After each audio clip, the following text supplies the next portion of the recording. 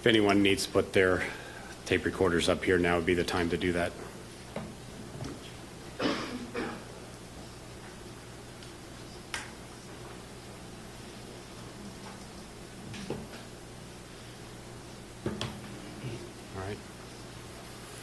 right.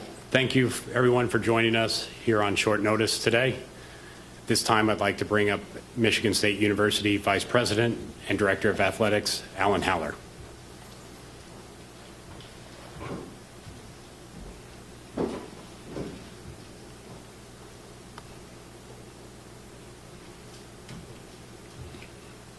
Hello, everyone. Thank you for joining us this afternoon on such short notice. I'm here to provide an update on an active and ongoing investigation. Before I share that update, it's important to know that I'm limited in the information I can share and the questions I can answer because this is an investigation is still ongoing.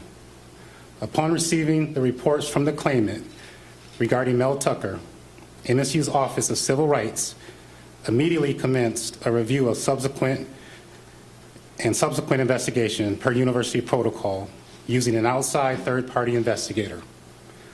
I was aware of the report in late December. The external investigator concluded their review and submitted their investigative report on July 25th with the recommendation for a formal hearing which will occur the week of October 5th. The university's objective has been and remains focused on conducting a fair, thorough, and unbiased investigation and allowing the processes to play out. This includes protecting confidentiality of the claimant and putting in place interim measures. The university's formal conclusion of the investigation will occur once the hearing and final decision processes are complete. I want to emphasize again, this investigation is not complete. Interim measures are something that are constantly evaluated throughout the process based on developments that may have a potential impact on the ongoing investigation. As there have been new developments before the hearing and with the best interests of everyone, including student athletes and the university community in mind, I have suspended Mel Tucker without pay as an additional interim measure. While the investigation continues, I made this decision with the support of university leadership. I'd now like to welcome Interim President Teresa Woodruff to the podium for a few brief comments. Thank you, Alan. I want to reinforce that these matters are unique and complex, and our investigations are designed to be comprehensive and fair.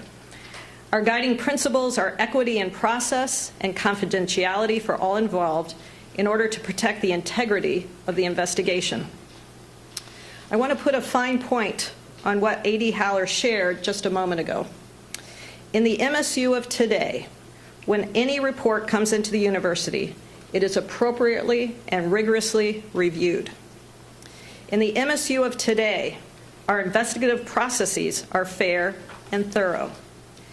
In the MSU of today, in all cases, we continually review interim measures to ensure appropriate actions are taken.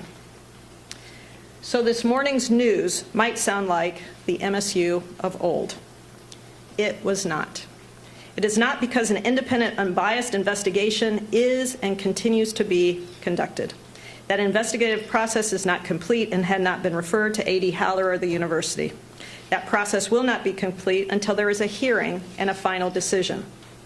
It is not the MSU of old because we maintain the confidence of the claimant and the respondent while respecting and valuing the claimant's and respondent's right to share their story.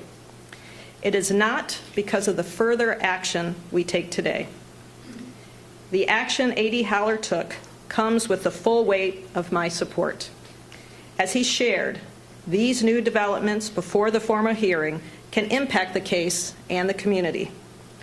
This step to place Mel Tucker on an unpaid leave is equally necessary and appropriate for today's circumstances. These actions are not taken lightly, and I know AD Haller is making them in support of the interests of the individuals impacted.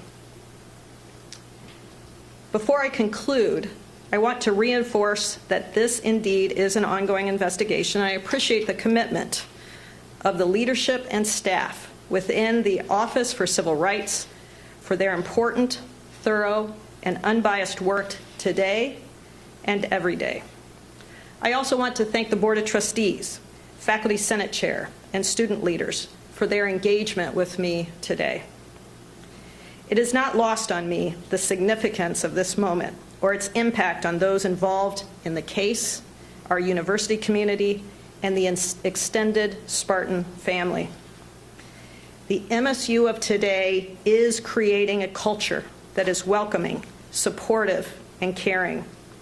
The bravery and work of our collective community defines our institution and its people, not the action of any single individual. If you have heard or experienced or know of behavior that does not seem appropriate, please know that you have the support and resources here at MSU, including our Center for Survivors, which is a confidential resource, or our Office for Civil Rights. Additionally, for those among our community for whom this information is difficult, MSU's counseling and psychiatric services is also available to help. To members of the media, I hope you note these important and critical resources for our community in your stories. Now I'd like to welcome AD Haller back to the podium. Thank you.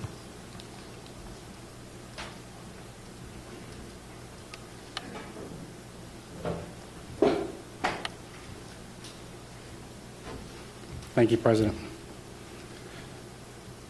Today I met with our student athletes and coaches to provide an update on the leadership of the program.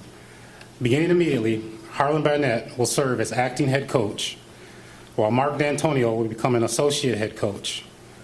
A former Spartan student athlete with 21 years of coaching experience, including 15 on the Spartan sideline, Coach Barnett has an incredible connection to our university and takes incredible pride in being a Spartan. He has established relationships with student athletes and is focused on the well-being first and foremost.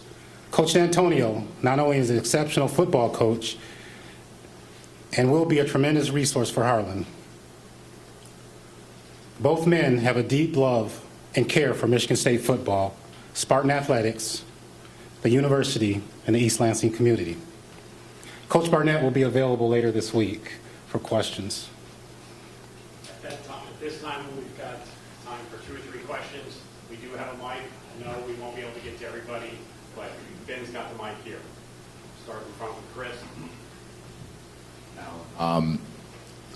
With the decision to promote Harlan and bring back Mark Dantonio, from a football standpoint, how did that come about, and what was Mark's response when you contacted him, and how that worked?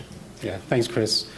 You know, Chris, I think all the time, and I'm always processing information, processing situations. I can't tell you that I thought of this yesterday, today, or even a couple of days ago. I'm always thinking. So these are contingency things that I think about with all of our programs in a lot of different situations. So it's been an ongoing process for me, Chris. I called Coach Dantonio this morning, and his response was, "Alan, whatever you need, I'm here to help." So he was excited to be back, and Coach D will probably be back at some point tomorrow. If not tomorrow, definitely on Tuesday. We're still trying to figure out his role, but he definitely will wear a headset either on the sidelines and up in the booth, and he'll offer his knowledge of his coaching career. So I think he'll be a tremendous asset for our student athletes and our staff, and the student athletes were fired up when I mentioned that to them. Thanks, Chris. Yeah, Alan, I was wondering, with the timeline you laid out for the process and the investigation, I was wondering what changed to make you take action now, given what you knew before? Yeah, Matt, we're always evaluating. Interim measures were in place, and those interim measures have been updated. Initially, there were no contact with the complainant, and then also increased oversight from me of the program, but then also the coach. So It's an ongoing process, and we update those interim measures as we receive information. Last question here from Graham. Alan, was there any consideration once the investigation was complete in July and you sort of had the information you do now of doing what you're doing now before the season, before it sort of interrupted what's going on with student athletes and everything? Yeah, for me, Graham, it was, working and waiting on the university as it relates to their investigative process and making sure that they were allowed to complete their investigation. And so although the investigation was complete on the 25th, there's still ongoing processes that still need to be played out. So thank you. That's all.